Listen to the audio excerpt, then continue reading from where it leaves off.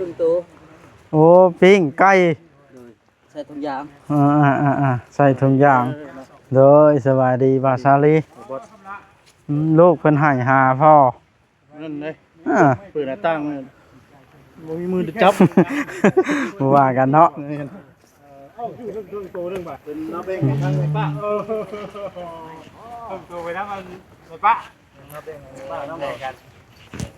โอ้มาได้ตั้งเสาเลยไหวล้วนกันนะขนาดว่าคนเช่ากันมาจัดคนยังไม่ได้เช่าช่างล้วนนี่ลูกประเสริฐได้พอดีได้ฉันนี่เป็นกลัวเนาะพอดีงามเลยโอ้ยเจ้ากันย่างนี่พี่จอมเอาล่ะลูกเจ้าข้าวไปจ้ะพี่ไก่พ่อเพิ่นไปพี่ไก่พ่อเพิ่นก็ได้ฮะก้อมนอนเลยโอ้ในเรื่องเล่นคอนตีพ่อคอนตีอันนึงนะเอาเพิ่นไปเลยได้เรื่องคักนะบ่ได้เรื่องนะโอ้ยเนาะ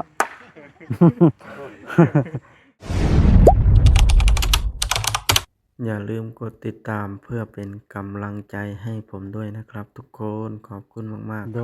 ยพี่น้องไอ้เปิดภาพขึ้นกันเนาะบอกคำลาแล้วกลโพนออกจากที่ดินไหม้แล้วแล้วกลแรงวานนี้นี่พี่น้องไอ้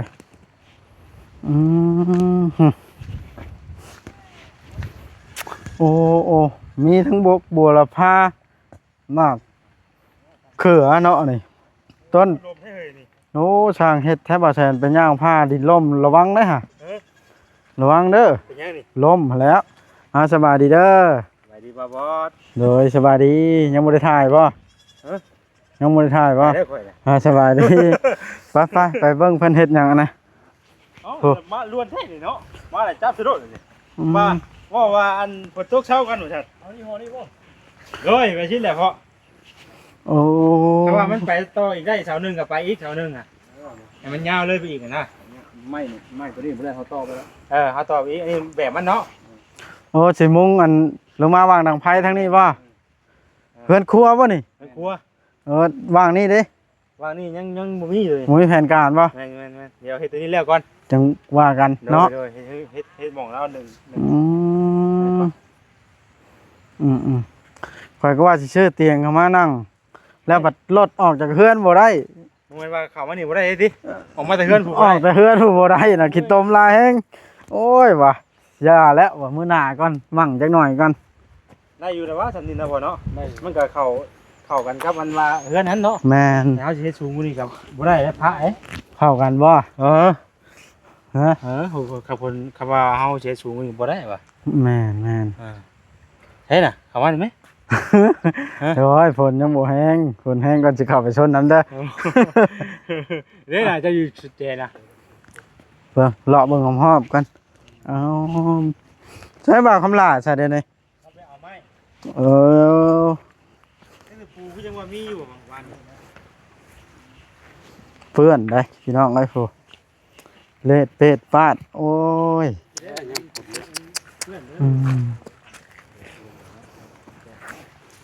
ได้ทหารมาได้ใช้จะซอยอันนี้ทหารมาใช้นี่โอ้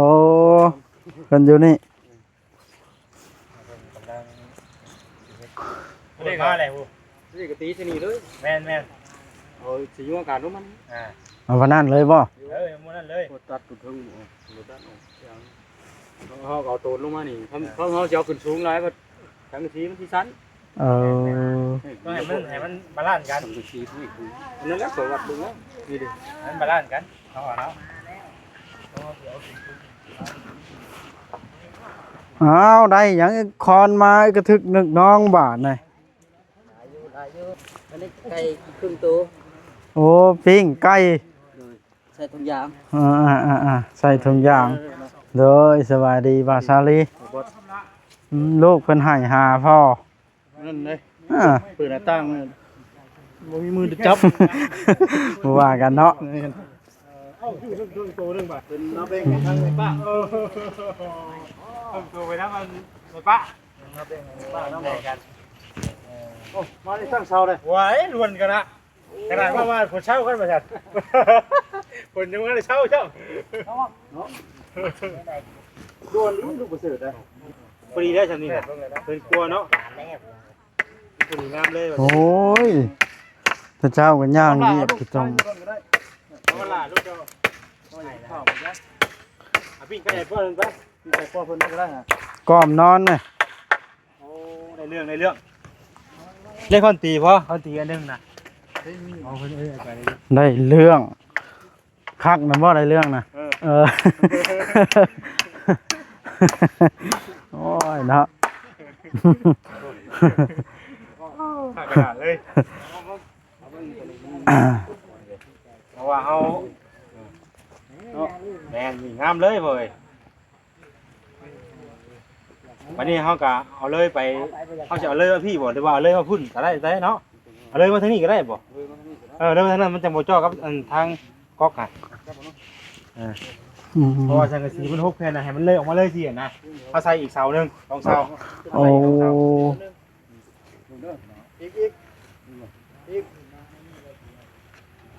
โอเคเลย กระดิ่งลูกนึงลูกเลย ทั้งมือลุกกับกระดิ่ง ลู นี่ กกระดิ่งนึง โอเค มาเลย จังเลย เอ้าคืออันพ่อบ่ส่งอ่ะนะเออ เขาจะนำหน้าพ่อนี่ มาหาคนวัดมาหาคนวัดมาวันบอกเก็บประ มาวันบลำหน้าซอยพ่อ มีน เออ มาซอย ลายพ่อลาย ทางกระดำหน้ามือหลังไม่เท่าส่งสการไม่เท่า หวานเอาบ่าวสาลีเด้อผู้แรกเด้อ มื้อนี้นะเพิ่นเตรียมชุดมาเลยมื้อนี้ มือพ่อมือก่อนเนาะ มื้อนี้ไถไว้เลย มาเอิ้นจันข้าวเวียกอยู่เบิ่ง เพิ่ น่ะ นเตรียมชุดมาเนี่ยลูกกระเด็นไถไว้นะ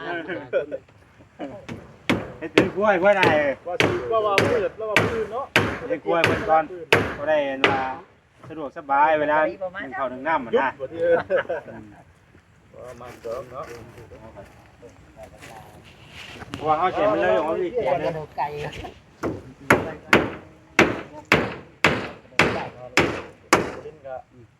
ซ้ำเลยครับว่าเก่งกับลุย เฮ็ดให้ว่านี่ก็ลองเลยได้ว่านี่น่ะ เพราะว่าพวกนี้ต่ำด้วยเบิ่งผลลองเลยเนาะ ผลลองเลยเอ้ยคือพอดีอยู่ว่าจังนี้ว่าต้องเจ้าจัดน้ำแข็งไหมแม่ ตีนตัวนี้ได้เศร้าได้ผมเลยว่าถ้าเกิด จะเบิ่งบ่ถึงทางมันสิซื่อจะเบิ่งบ่ถึงทางว่ะ ทำเดียวละ ตำอยู่นั่นนึง ทางเหนือต่ำเนาะ ตำได้ ต่ำบ่ พอดีนั่นนึงอยู่ขึ้นนอนตีนเช้านะ ชุดลงไว้อีก ดึงขึ้นแล้วก็กินลง สูงโคตร คืบลง ได้แล้วบาทนี่ โอ้เอาจิกินลงก่อนเนาะ คือได้บาท แม่นแล้ว เข้ามาบ่บด เออ นี่บ่จอยต้นผลน้ำก่อยพี่การผลบ่ต้องทับเจ้านะ เปิดผลจับไปกันผลเลย โอ้ครับ ได้เรื่องแล้วเนาะ โอ้สิถามข่อยอีกแล้วดิ นะ เฮ็ดทั้งหน้าเฮ็ดทั้งหลังก่อนมื้อนี้เฮ็ดทั้งหลังก่อนแต่ว่าเฮามีแผนจังไดเฮาจังเอาทางหน้านะ เฮ็ดทั้งข้างเนาะ แม่น ทั้งข้างทั้งหน้าย ากดอกพี่น้องเฮา ยัวนี่เขาขึ้นแม่นฮักเราได้ สิยัวรุ่นนี้ได้ กับปุ้ยได้บ่ได้แต่ขึ้น กระพุ้ยไปใช้ ปุ้ยว่า เล่พูนอยู่พูน โอ้ผลแห้งแท้บ่ใส่ โอ้ขึ้นบ่ได้แล้ว ตายไม้ข่อยบาด เฮาบ่นี่เฮาเฮ็ดแบบบ่ได้ง่อยเด้ อันนี้มันรุ่นขึ้น มันรุ่นขึ้นเนาะมันรุ่นง่อยเด้ รุ่นมาจริง นั่นอยู่ ภาคน้ำในได้โทรศัพท์น่ะ ฝากโทรศัพท์บ่ สิเข้ามาเบิ่งก่อน เจ้าจะเป็นเจ้าโตจะกูว่าวันน่ะ บ่เบิ่งโอ้เป็นเนาะอยู่แก้ไขไปก่อน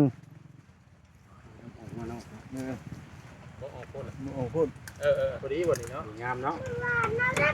โมเมนต์สร้างได้ หายแล้ว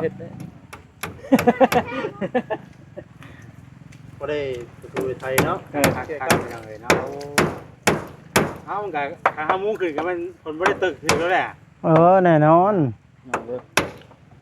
ว่าคำลากันได้ดังไพ่นึงข้าวแล้วเนาะซื้อแล้วว่าเตา เต่ายังไงมี โอ้ จะซื้อมาเลยเด้อ จัง ทาน หวะ ความได้ประวัติ ฮะ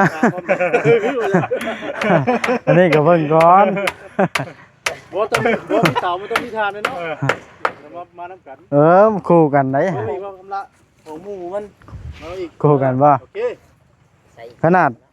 สิมาซื้อเตียงยังบ่ได้แล้วรถข่อย คันคือว่าไม้เฮาเดือนน่ะเฮ็ดโค้งข้างหน้าไว้เลยลูกก็ได้พ่อย แม่น ก็ไม้เฮาเดือนน่ะ ๆเอาใจอู้เอา ไม่นี่บ่ แม่นๆเฮ็ดโค้งหน้าไว้เลยก็ได้ โดย โอเคอ้ายขอบใจหลายๆเด้อเดี๋ยวมือสิไปดำหน้าซอย บ่เอาไปทิ้งดูดิผมเป็นคนบ่ ทีนี้เฮาบ่ได้ซ่อนซองเนาะ เอาซอสอีกเนาะนี่คือสิฮักก็เป็น นี่ได้อ้าย ได้แล้วตอกแล้วกันแล้วล่ะ อ๋อตัวนี้เลย บ่ได้ขึ้นได้ บ่ได้ขึ้นยันบ่ บ่เอา ฮะ เอาคันไม้นั่นเรือเอาไม้อันนี้มาตอกเป๊ะ แซมเนาะ ตั้งครับนั่นก็ได้ ตั้งพี่บ่ เจ็ดเส้นเนาะ อืม ตื่นเลยบ่คำลาโอ้ ลองดูเถอะอันนั้นเนาะ ดึงมาอีกดึงมา โอ้บอกคำลาได้บังต้มไหมแล้วบ่ทอดเลย เอาอีก แล้วก็บุกไม้อีกบ่ แล้วก็บอกไหม โอ้แต่งคักดี คักอะไรบักคำลาเนาะนั่นดิ ว่าเราพวกเฮาบ่กัดตีนแล้วบัดนี้นะวานเมื่อวานนี่เรากินนั่นน่ะ กินหยัง แมงมันน่ะเจ้ากล้ากินบ่ แมงมันแบบไหน เดี๋ยววันนี้ให้เราคุดให้กินอีกมื้อนี้ แม่พวกนะบ่ บ่แม่นไหนบ่ได้ย่างกันอีกไง บ่ได้คนละอย่างแล้วแม่พวกนะมาบ่ วันนั้นเรายังกินไข่หมดเลยเนาะเมื่อวาน มาแมงมันแบบไหนล่ะ แม่แดงๆนั่นเด้ บอกเพิ่นเลยว่าคำละ อยู่ในปวด ดูแดง กินดิบนะบ่ ไปกับกินด้วยกันว่า ๆแมงมัน โอ้แมงอย่าคือต่อนั้นเว้นนะ แม่น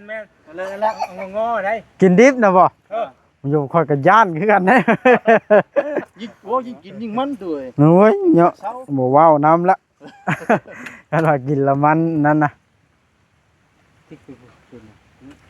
โอ้ใส่ที่อีหลีนี่ แล้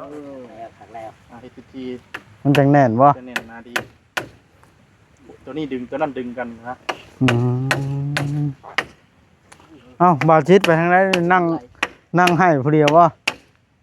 อุกอั่งน้ำลาวได้ค่อยสิไปสัมภาษณ์ลาวกันจักเราแล้วเรียกแล้วว่า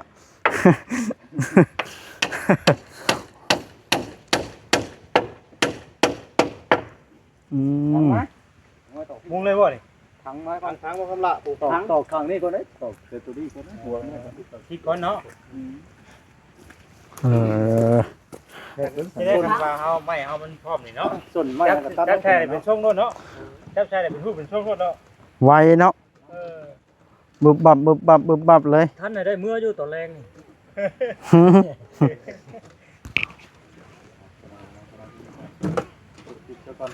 จบแล้วบ่เด้อนี่ จบไปได้มา บ่ว่าดอกพาเอาไปใช้เลยนะ จบคลิปไปเลย เดี๋ยวเฮ้ยสบายดี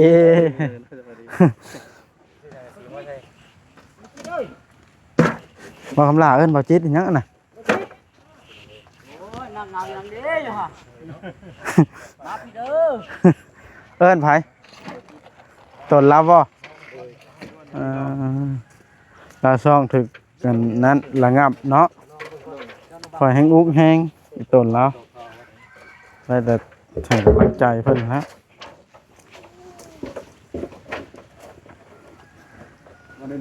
หันหน้ามา บ้านนี้บ่ได้บ่ หันหน้ามาบอกคำละโอเค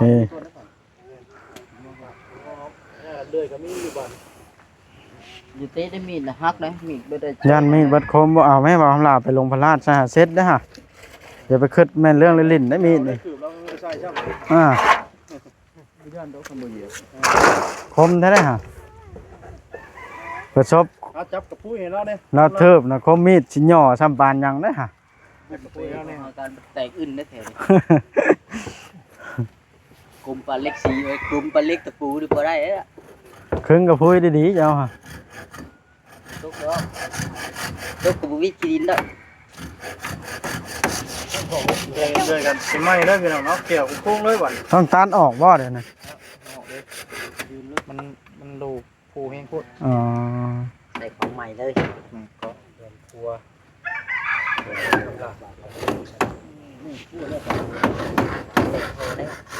เอ้า ขณะช่วงบ่ายบ่ บ่ายแล้วบ่ตู้ดิ บ่ายแล้วบ่ บ่ายละได้ เดินออกเล่าอ่ะ มุงแล้ว บ่ายสามนี่นะ ข่อยคิดว่าเที่ยงนะดิ คนละว่าบ่ายได้พลาดวันละสามเนาะ สิได้นอนอีกเด้อสิเนาะ สีนอนอีกแล้วสีนอนที่ใหม่ฮะ3 โมง3 โมงแรง กระเที่ยงหัวปลาจ้อยว่า 3 โมงกว่า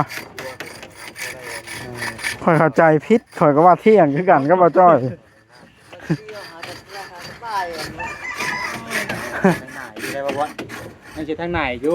โอ้ มาไกลเขาไม่เดี๋ยวให้เพิ่นเฮ็ดโค้งข้างหน้าไปแบบนี้เลย อืม ได้มาจากสีตอกอยู่แล้วเนาะ ข้างเนาะทำสีดังก็ไพ่บ้านนี่เนาะ เพราะทางกะซีนี่ว่าสิซื้อมาทางหน้าเดี๋ยวนี้น่ะแต่ว่านี่ผมซื้อมาแต่ว่านี่ผมเฮาบ่ได้ใช้เนี่ย แล้วแผนการขึ้นไม้บ่เฮ็ดทางหลังไหมไว้ดังไฟ แม่นเป็นไม้ตัวนี้น่ะ ที่ว่าเที่ยงข้างเนาะ แล้วพอได้1ข้าว1น้ำได้อยู่ดอกเนาะเพราะยังสิเฮ็ดออกต่อออกยาวพุ่นได้น่ะมัน6แผ่นผู้ได้ อันนี้มันได้แต่4 แผ่นหนึงอันนี้เนาะ ยาวออกข้างเลยตัวนี้น่ะให้มันเรือออกข้างเลยสินะ 4 แผ่น 4แผ่น6แผ่นผู้อ๋ออีก2แผ่นต้อง8แผ่นนะวะฮะ ยัง8พุ่นบ่เด้อนี่ ยาวเลย เอาไปมันตัวยาวเลยตัวนี้ ยาวไปกองนะเนาะ เดี๋ยวว่าทางหน้านี่เฮาซื้อมาเพิ่มซะอีกจักแผ่น อี วะ ก2 2เพน อีก2แผ่นเนาะ นี่ตัวยัง2เนาะ กันว่ายังสอง แผ่นเนาะทางหน้ามันน่ะเอายาวสำนั้นโดด แม่น มันจังพ่วงเนาะ ผักแห้งได้ค่ะ วันนี้วัดละคืนไม่ได้หรอก หน้ายาวหลังฉันบ่ มันก็เด้หลังก็ออกมาให้เด้ ทรงโมเดิร์น สมมุติเล่นบ่ หน้าเบื่อนิดนึงบ่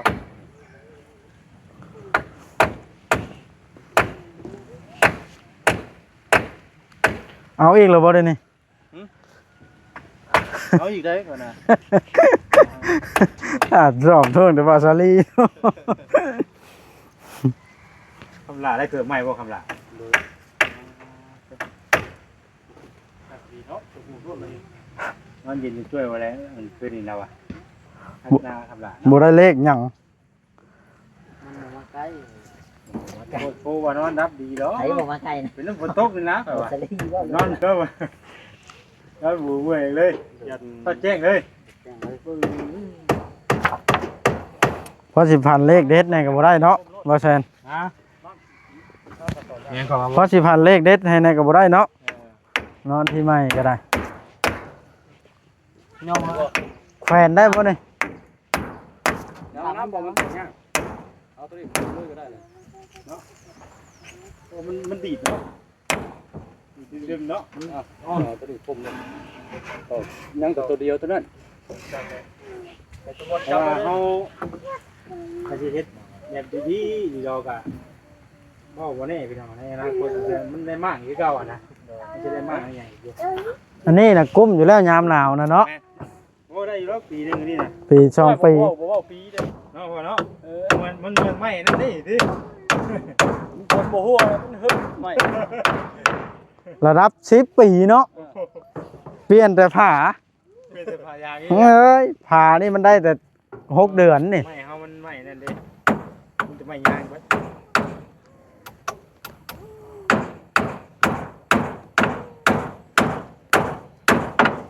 คือสิอย่าหลุดแล้วเนาะป๊าดเห็นว่าได้เกระโบกแล้วง่ายเสียมใส่เลยเนาะเป็นตาย่านรีเบาคำลานี่เฮ้ยหรือว่ามีของดีบ่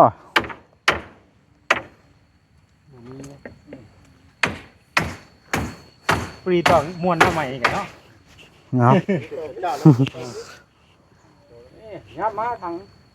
เอามาอย่างมาเช็ดกันก่อนดีกว่าอาจจะอีกครั้งนึงเราจะไปตอกทีเดียว ข่าว เรียงๆไปก่อนพอได้ขึ้น ข่าว ตู้ได้ ข่าว เดียว พอดีครับมันมาใหม่อยู่สิ ใส่3ตัวพอละเขา เดี๋ยว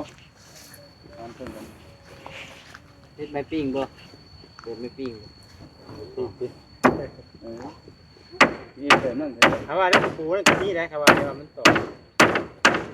บอกมุ้งน่ะปูนี่ได้ตอก ก่อนเลยดิ ตัวนี้อ่อนลงมันตอกค่ำเลย ตอกค้ำไว้ก่อนค้ำไว้ก่อน เว้าได้ นึงได้ ตอกตั้งใช่นะนี่ เติมพี่กันเนี่ย เอาละจะตั้งค้ำแล้วก็ซ้ำสิตอกว่านะ ตั้งกลางบ่ แม่น เอากลางนั่น อันเด็ดตัวนี้ก็ได้ตั้งได้ไหมจังมัดเท่าไรมัดผู้เนาะ ซื้อมา3 มัด30 โต ทางลงจังหวะ เฮ้ยเสียมีอยู่น่ะทำละ บ่เราจะเฮ็ดเพื่อ เลย เฮ็ดให้มันแน่นเด้ โตตามลงเลยเห็นแน่นดิ เอาเป็นชั้นก็ได้ จัดกันเรื่อยๆอยู่ใช่ป่ะ พอ เด้อเรียกลูกอยู่พุ่นน่ะ จะได้จบคลิปแล้วได้สินะ เจ้าเด้อพ่อเจ้าน่ะ จบละ มันยืดยาวพอสมควรฝน เอ้ย ฝนมันตกอะนะ ลูกป้าคอยเด้อ ว่า ถ่าคอยเด้อถ่าคอยเด้อ ฝนตกแล้วค่อยบ่มีคันห่มคือถ้าเจ้า เจ้าเป็นลูกป้าคอยวิวเขาบ่ เอา เดี๋ยวได้ข่อยก็สิจบคือกันบัด เอาพากันเฮ็ดไปจักหน่อยสิ เอาลูกกะ มาเบิ่งเป็นกำลังใจให้ ถ้าเบิ่งเอาพี่น้องประมาณนี้โค้งมันเนาะเดี๋ยวถ้าเบิ่งมาตอนมุ้งแล้วพี่น้อง เจ้าก็ได้เอา จบเลยเด้อ เพราะว่าเบิ่งคลิปหน้าเนาะ นี่ล่ะเรือนครัวแผนการค่อยนะค่อยสิซื้อผ้าบัดอันนึงมาเอิ้นน่ะแล้วพังรักยาวๆมุงผูกถึงแบบวางเตียงนั่งหยิบข้าวย่างไปเรือนครัวเลย ก็มานี่ก็ได้คือกัน แม่นบ่แซ่บ มันพ่วงรถน่ะ กันมีไม้เฉพาะจากไฟเราเอามากาดแล้วเอาผ้าบัดมุงหั่นนะมัดกว้างข้างใดเนาะเอิ้นก็จะซื้อเข้ามาคันฝนบ่ตกอีกกับเตียงหน้านึง อันนี้ก็เฮาก็ไว้นั่งชน